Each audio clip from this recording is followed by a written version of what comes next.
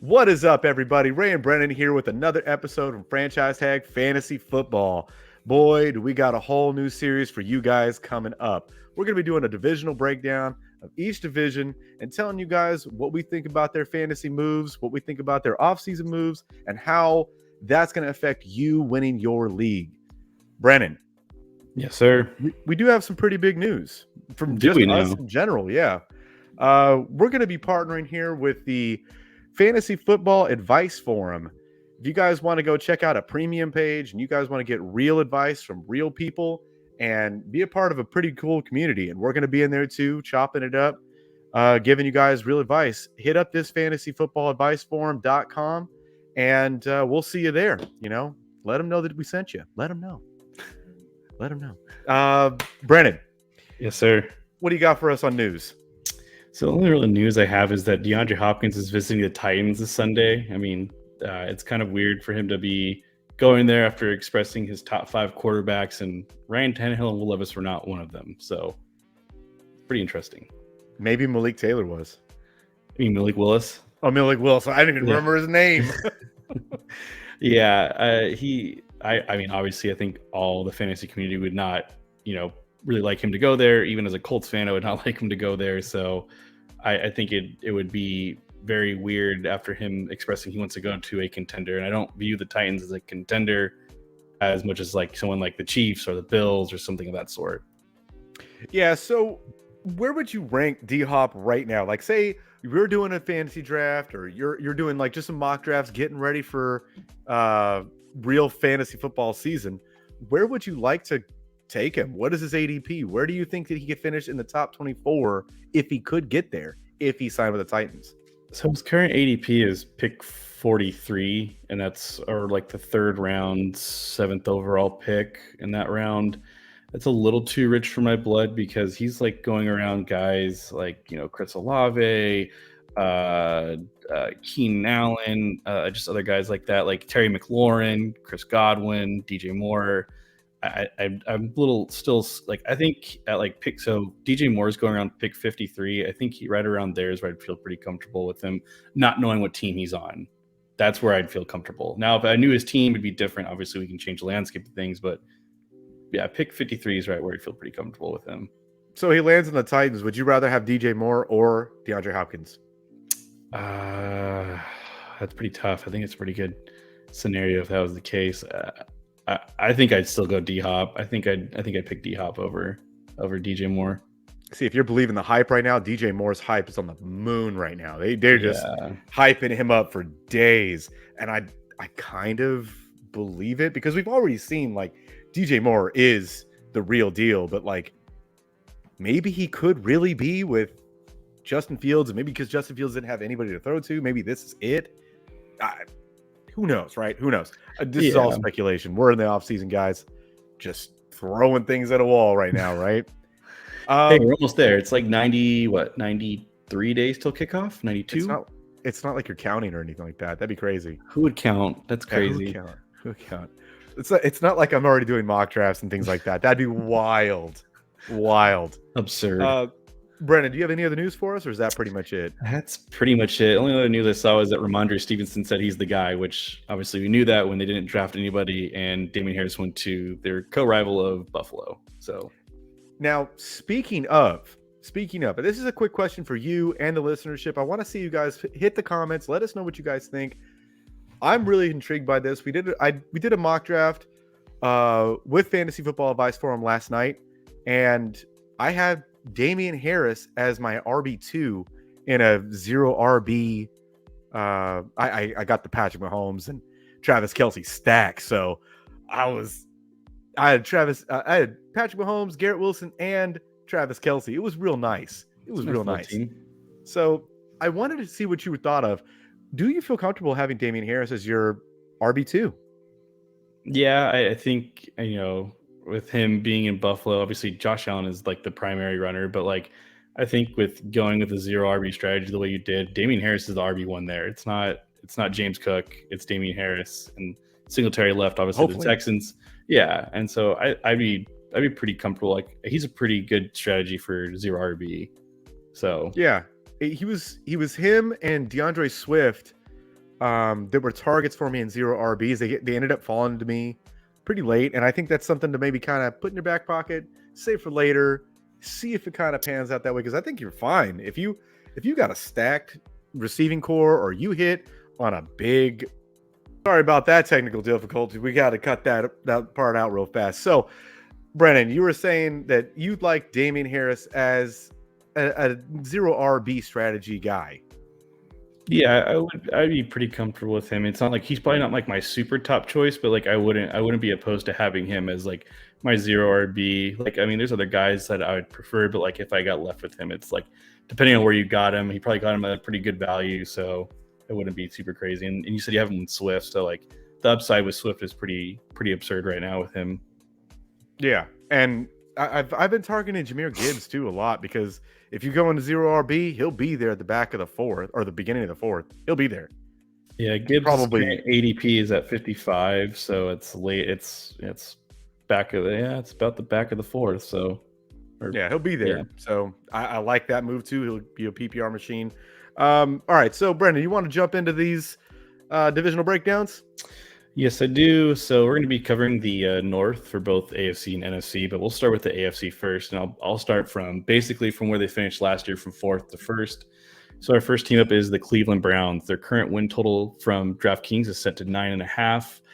It's pretty steep for me. I mean, you're banking on basically like, look, this team is only going to go as far as Watson will take them. They sold the farm for him. And this season has to show he's worth $250 million plus in 3 first rounders. They invested what little draft capital they had in the offense, taking Cedric Tillman from the University of Tennessee, and they also traded Elijah Moore from the Jets. This team has all the talent, and we know that Watson can play like a top 5 quarterback in the league. A lot of people believe last year his play was, his awful play was because of not playing almost 2 seasons. But do you have trust in Watson coming back into the season being, top 5, top 10 where he's going? Maybe not top 5. I don't know about that. There's this quarterback grouping coming into this season. I don't think he can break into the top 5. Maybe, but if he can return to form what he was before, man, that is such great value for where you're getting him. He's going to where Russell Wilson was last season, that's 7th or something like that. 97th. So yeah, it's like great value. It's like right at the beginning of the 8th round. Yeah, so I think he's a quarterback 1. I think he is. Okay. I can't see him not being. And I like the offense. I like the pieces they have around him. I really like the Elijah Moore move. I think Amari Cooper is a bona fide 1, and they have a great running game behind him with Nick Chubb finally not having a crowded backfield. So I like the Browns this season. I really do. Okay. You said that Amari Cooper is a wide receiver 1 this year? Yes. I don't know. I don't know if I can see him as a 1 this year. I think he's at fringe. I think he's the very beginning of the wide receiver 2. I think he's a very solid wide receiver 2. So 13. That's where you have him. I have him, I think right around, I think I have like at 14, 15. Yeah. I think I had him at 12. Yeah, I have him right behind. I have him right behind Garrett Wilson or Chris Olave. Yeah. What? Garrett Wilson's gonna be a top 5. You watch out. Garrett Wilson's gonna be top 5. So, what do you have the record? What do you have the Browns record right now? I don't see him getting to 10 wins. I think the under in this bet is pretty good. I think when I saw it, it was at like more favored towards the under, and the over was plus money. I kind of like that. I think a lot of people like the over because they expect Watson to take that next step leap into being, that like perennial top 5, top 10 quarterback. But I think the division's tough, man. Like, you got to think about that. Like, this division beats the crap out of each other all year long. Like, their games are always close for some reason. Even when the Browns sucked back in the heyday, when they had Brandon Weeden, like the Steelers struggled against Brandon Weeden for some reason. They beat him, but they still struggled. It's just divisional games. So like, when you look this out and you mapped out the games, like this division could go 3-3 against everybody. It just no one has like the upper hand for some reason. I see him at 9-8. I don't see him getting the 10-7. See, I would have him at 10-7. I think that they're good enough to start contending for a spot in the playoffs. I think that's what they are. Okay. And if Deshaun Watson can shake that rust, is what we're thinking it is, what my side of this is thinking. If he can shake the rust, they're going to be hard to beat. That offense is going to be really potent. That's fair. I mean, and like when I go through these, I try to find values for each team of like, if I was going to draft a player from team, if I had to, I look through it, and Elijah Moore, in my opinion, is probably the only real value I see in this team going around pick 135. And he's going around guys like Adam Thielen and Zay Jones. I think Elijah Moore is super talented. I think he had a ton of talent. I just don't think him and the Jets meshed well, obviously, with Zach Wilson not being good at quarterback. And he was, good when he actually had decent quarterbacks throwing him the ball. So I think getting him at pick 135 would be a pretty good option for you. Obviously, late stash on your bench and hope it becomes something with Watson. Yeah, I can see a universe where Elijah Moore is a receiver too. Like, he is in the top 24. He's a receiver too.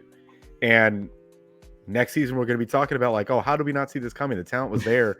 I mean, he played with the absolute worst quarterback we have seen in a long time in Zach Wilson. Like, This is true.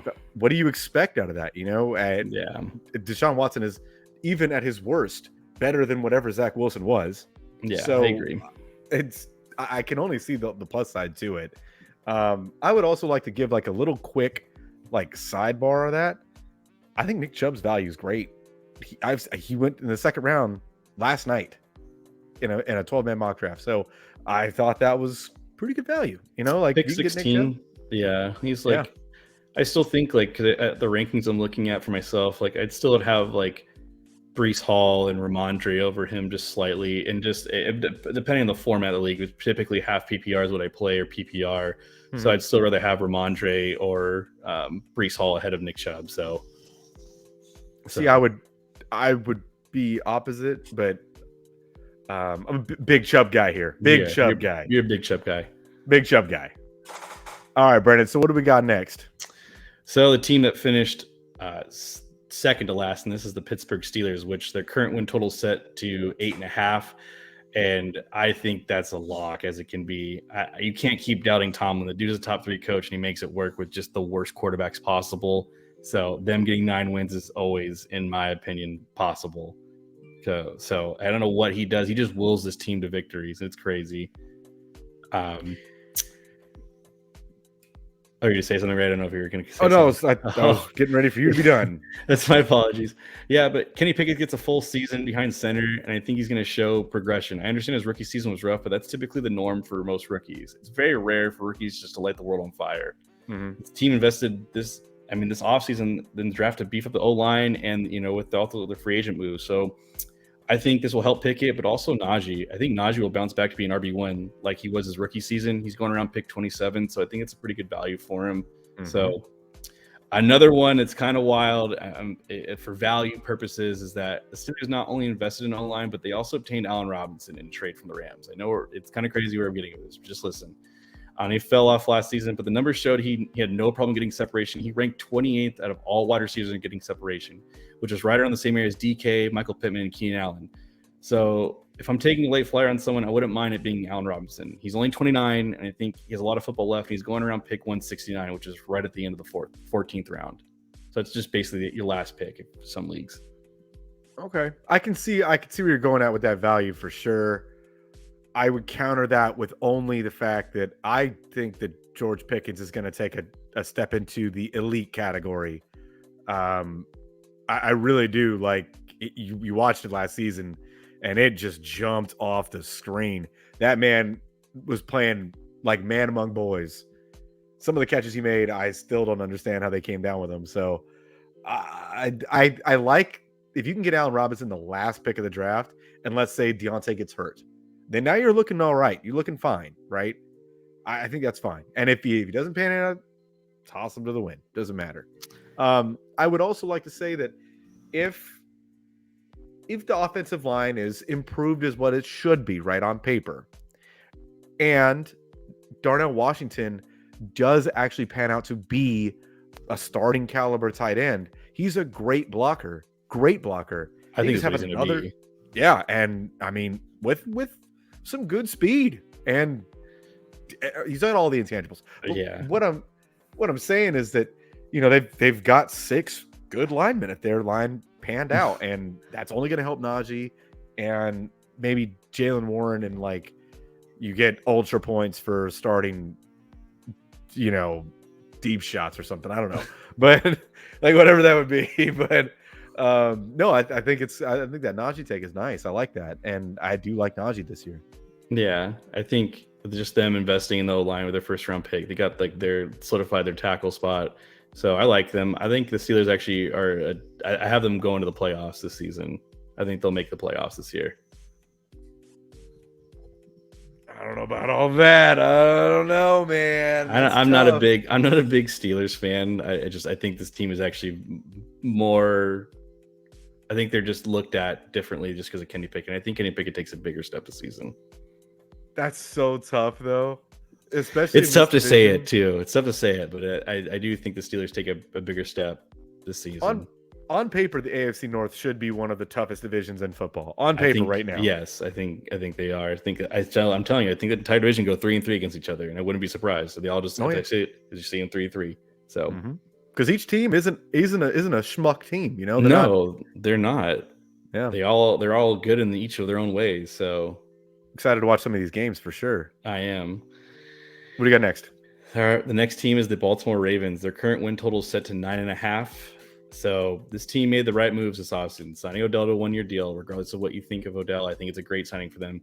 Paying Lamar Jackson, and then in draft, they spent their first-round pick on Zay Flowers. I think the biggest move this offseason was they finally got rid of Greg Roman, and they got a new offensive coordinator in Todd Monken.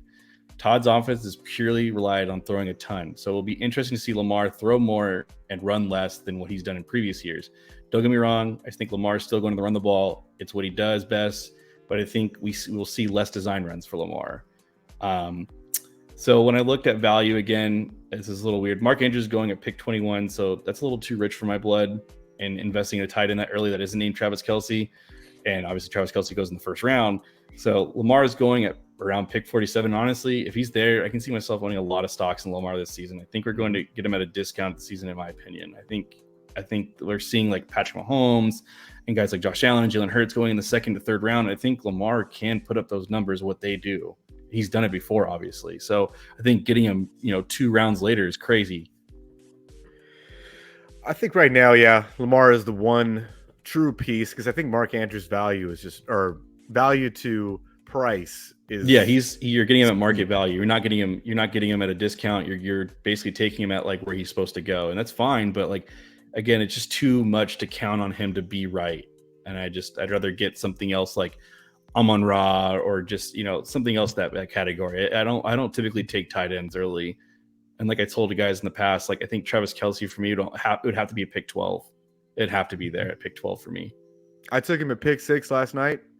And that team looks nice. I mean, hey, you got him and Mahomes as a stack, so like obviously you're super stoked. But like I think that's just again like I can't see myself at pick 6 getting him. But I think we're getting off topic. But yeah, Ravens. I like Lamar. I like Lamar a lot this season at pick 47, and I think you're getting him at a good value.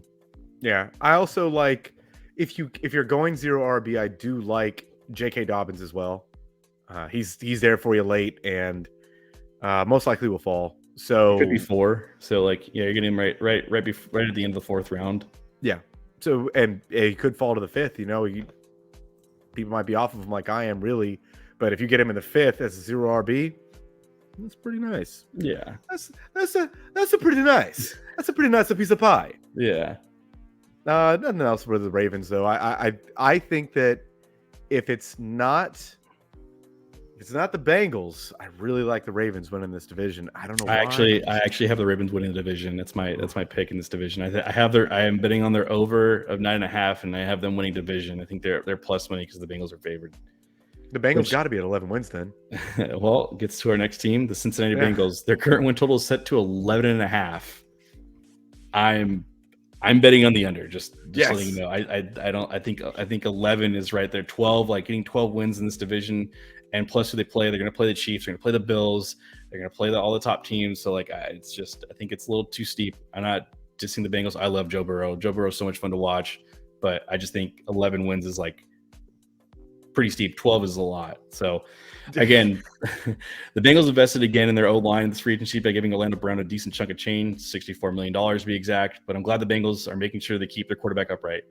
They went defensive heavy, and it makes sense for their first 3 picks because they lost both their safeties due to free agency. There's really not much to say about this team. Joe Burrow is right there with Patrick Mahomes and Josh Allen in the fantasy spectrum. He wasn't that far away points-wise from them, so there's a reason why he's QB4, but taking him at pick 41 isn't a value in my opinion. Jamar Chase is going in the first round, and he's a great building block to your team. T. Higgins is going in the second, third round ahead of the draft, so he's not much value there either. Joe Mixon is very interesting. He's going at pick 35, which I feel is a little early for his current situation. Obviously, his play fell off hard last season. The only value I see in this team, and I'm going to say this, and it's very weird, is Irv Smith Jr. It's crazy to say, but if you punt on tight end in your draft, you're getting Irv Smith Jr. At pick 197, which is basically the last pick of your draft. He's the tight end 1 for the Bengals. So that's my only reason why. I get it. It's weird, but you're getting the tight end 1 at pick 197. I can't. It's fine. Can't. I've been getting a lot of him at the end of my drafts of like best ball and stuff like that. So let me ask you. So he's going pretty late. Are you rather have a Irv Smith? Or are you gonna go Njoku? Look in the draft. Yeah, in a draft. Would you rather go? They might not be similarly rated, but who would you rather have? Like Njoku's going at pick 96, and like I'm trying to like see the players that are around there. Like, let me see here. Pick 96. Like there's guys like Michael Thomas, Jackson Smith and Jigba. Ooh, no. Yeah, like I don't think so. I'd still think I'd rather have Irv Smith. I'll take a chance on that, and I'll just waiver wire like I always do for tight ends if I don't get one of the top guys, which I never do. So I'm always waiver wire hunting for tight ends every season. Yeah, it's a painful existence for sure. It is painful. But, you find some guys like Chig or Kate Otten, and you're just like, oh, this is cool. But it's not, because then they let you down the week. Yeah, but I'm never expecting them to get me. I'm never expecting anything great. But so when they do, it's always a plus. God, 6 points? Hell yeah. I'm so stoked when I see anything out of my tight ends if I don't draft like a top 6 tight end or top 10. Like 6 points and you're just on the moon. I'm on the moon. I'm like, this is great. This is dope. I love streaming tight ends. Or like my favorite from the tight ends is when I get a 1 reception, 1 touchdown. I'm like, this is all I needed. This is all I wanted. I wish that we had the same like concepts and ideas that we do about kickers as about tight ends. Like I wish we could just do that. Like when does that movement start? It's one guy. I'm just saying. Stupid. But yeah, again, I think the Bengals though. Like who for you are you targeting more on the Bengals though? You know, again, I'm gonna reference. I only referenced this mock draft last night because there was 12 people actually drafting, so it was the first time where I was mock drafting with 12 people, and I'd like to do some more with you guys too. If you guys would like to do some more, drop in the comments. We'll set it up for you guys.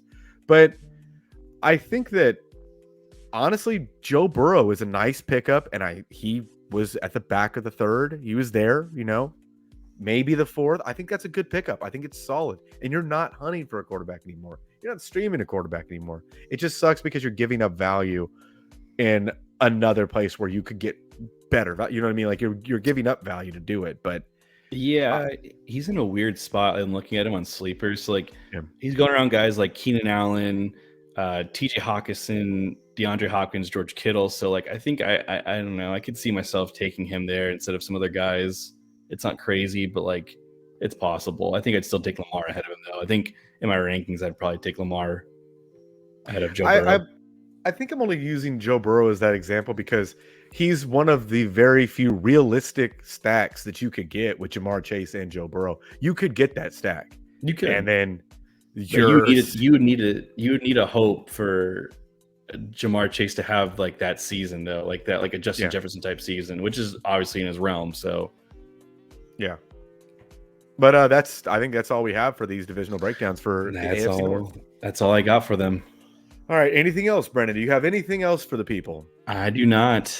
All right. Well, guys, I appreciate you guys sticking around this long. If you have, please let us know what you thought about the show. Let us know if you thought this series sucks or if you really like this series, because we're going to keep pumping them out until the training camp starts. So make sure that you guys follow us on Twitter. Make sure you guys go check out our TikTok. Brandon's doing a crazy good job over there. You can see that on the ticker below. Please make sure take a look at our friends over at fantasyfootballadviceforum.com. Let them know, we sent you. Maybe he might, give a little back rub to us. Who knows?